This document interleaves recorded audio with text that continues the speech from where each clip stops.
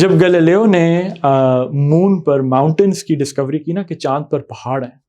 تو یہ اپنے وقت کی ایک بہت میسو بڑی میجر ڈسکوری تھی، اور گیلیلیو وہ پہلا شخص تھا جس نے یہ پوائنٹ آؤٹ کیا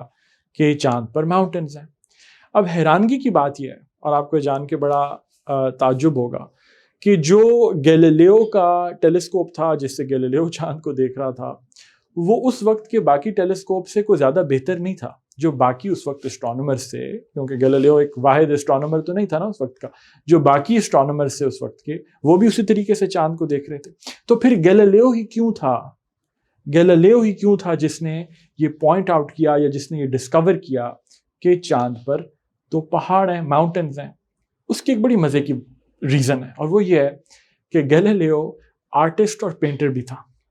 ایک فزسٹ اور اسٹرانومر ہونے کے ساتھ ساتھ وہ آرٹسٹ اور پینٹر بھی تھا۔ اب جب وہ آرٹسٹ اور پینٹر تھا، وہ جانتا تھا کہ آرٹس میں، پینٹنگ میں ایک اسپیشل ٹیکنیک ہوتی ہے جو شیڈ اور لائٹ کو اور لائٹ ریجنز کو ریپرزینٹ کرنے کے لیے یوز کی جاتی ہے۔ اب جب وہ زگ زیگ لائنز دیکھ رہا تھا، وہ امیڈیٹلی وہ کنیکشن میک کر سکا نا، he was able to make that connection, کیونکہ اس کی آنکھ ایک آرٹسٹ کی بھی آنکھ تھی۔ وہ کنیکشن میک کر سکا کہ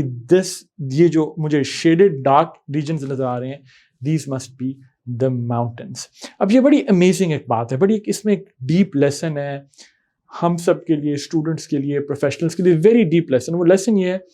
کہ جب آپ اپنے فوکسڈ ایریا سے بیونڈ بھی دیکھتے ہیں نا، کہ اس کی اسپیشلائزیشن، اچھا تو وہ اسٹرانومر تھا، فزسٹ تھا، لیکن جب اس کی ایک وائڈر ویو تھا نا نالج کا، وہ آرٹس اور پینٹنگ بھی کرتا تھا، تو that gave him a breadth, that gave him a certain breadth of knowledge that made him super powerful، جس نے اسے وہ ایک ایڈیشنل ایج دیا، وہ ایک extra advantage the, that he was able to say something جو باقی لوگ were not able to say۔ تو ایک سمپل میسیج ہے، اور سمپل میسیج یہ ہے کہ پلیز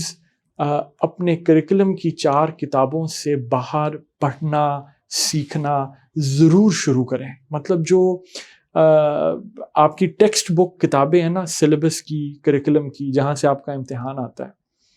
اس کو کل سورس آف نالج یا علم مت مانیں، کیونکہ وہ آپ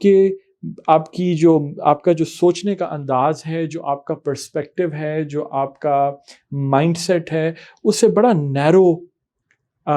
صرف بہت نیرو بنا دے گی، کیونکہ آپ صرف ایک مائکروسکوپک ایک ویو لے رہے ہوں گے ہر چیز کا۔ when you start to read beyond your curriculum books, when you start to go beyond the 2 or 3 or 4 books that you study in your curriculum, that's when the magic happens, that's when you start to look beyond, that's when the knowledge expands۔ اس سے پھر وہ breadth آتی ہے، وہ range آتی ہے۔ تو مجھے امید ہے کہ آپ انشاءاللہ ضرور کوشش کریں گے کہ ہر وقت میں at any given point in time ایک نہ ایک کتاب ضرور بیونڈ یور کریکولم، بے شک فکشن پڑھ رہے ہو، بٹ فکشن نان فکشن کا کمبینیشن کر کے do get into the habit of reading beyond your curriculum۔